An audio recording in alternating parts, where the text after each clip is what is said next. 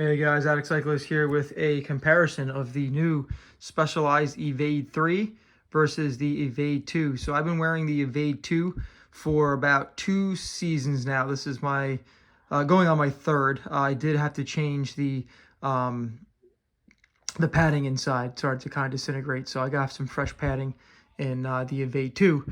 But I had the opportunity to grab this rapidly from GC Performance, who had a black medium in stock. I called around some of the local shops, did not have any black mediums, and they were flying off the shelves at Specialized.com, and I did not see any of the online retailers such as Competitive or anybody else had these in stock yet, so I wanted to grab one while they were still available.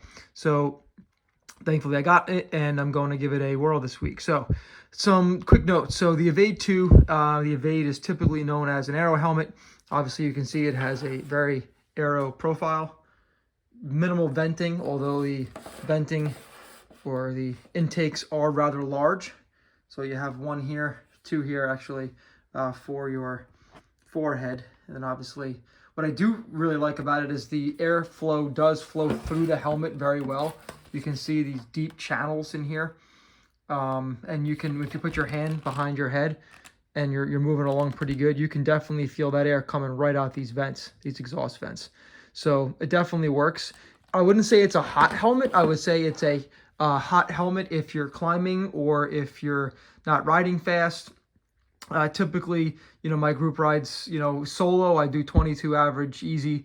The group rides are 25, sometimes 26 on occasion. So we're moving along. The only time you feel the heat is if you're stopped at a light. I have not gone climbing with this. I do have a Gero Ether that I use for climbing, which is obviously way more vented.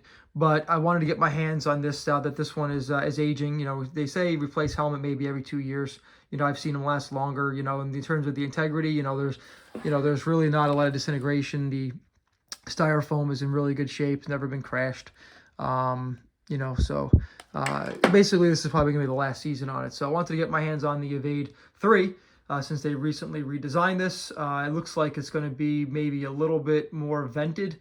They say it's more vented. What I did notice is that the Evade 3 sits on top of the head, exposing a little bit more of your forehead, where this one is like a clam. It literally just, it's so low on your head that your glasses literally kind of hit under here, so there's not a lot of airflow in your forehead. So I typically have a lot of sweating that goes on here because of just lack of airflow.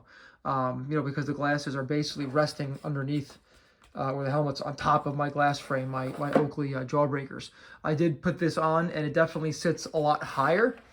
I measured them in length. They're actually not too far off. This looks a little longer because of the design, but if you kind of put something flush against here, it does measure pretty similarly against the two. But you can see the massive, they're calling it a diffuser versus an exhaust vent on the back. Huge. So that's going to allow more airflow, obviously, to vent through the helmet. Can't speak for comparing the two. Specialized do that with their data and their marketing, but you can see the significant size in the vent in the front, right? This is pretty decent. It's got these two vents here that do prop my glasses up occasionally when I need to. You see that this has two forehead vents where this Evade 3 does not, but again, it sits a little higher. It does have venting on the side. Again, not considered really the forehead, but this top vent is pretty significant, and the profile here is a little lower, right, than this piece here. So hopefully that will do some added benefit here. So I didn't weigh it. I'm not going to get into all that. Listen, if you want this helmet, you shouldn't be concerned about weight. This is an aero helmet. If you want something light, you can look at the new helmets that are across the line from Specialized Prevail. So listen, this is just a quick little, we'll call it an open box, but more or less a comparison. I think Specialized does helmets very well. I've been riding them for years and I've had no complaints. They did change one thing that I think will just take a little bit getting used to. I really do like the magnetic clasp here. You can do it with one finger if you want. They ended up going with a traditional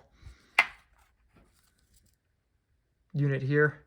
The straps are a lot thinner. If you're comparing the straps, a little bit of sweat there. Very, very cool metallic S-Works logo here in the middle. They did change the MIPS.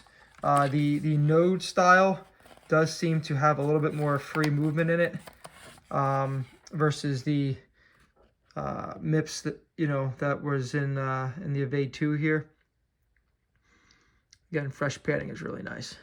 So yeah, we'll see. What I also like too is that it also has some air vents right in the front, so it'll channel airflow to your forehead, where this one used basically those channels or ports there, but you'll notice that there's really not a lot of gap to allow a lot of airflow directly in the middle, where this design here looks like there's a diffuser, or in this case a vent or airfoil, we'll call it, going towards your forehead. So again, just subtle differences. I think it's a great looking helmet, and I don't think Aero helmets particularly look great. They're a little clumsy looking, but if you're going to do Aero, this is the way that I want to do it. So just wanted to give an update. If you have any questions, please feel free to leave them in the comments. I ask you to please consider liking and subscribing. It helps grow the channel, helps support the channel. I urge you to please go through the video library. You'll find a lot of content on a lot of my bikes, gear reviews, shoes, insoles, tubes, tubeless. Guys, there's just so much. So yeah, appreciate it. Thank you. Be well.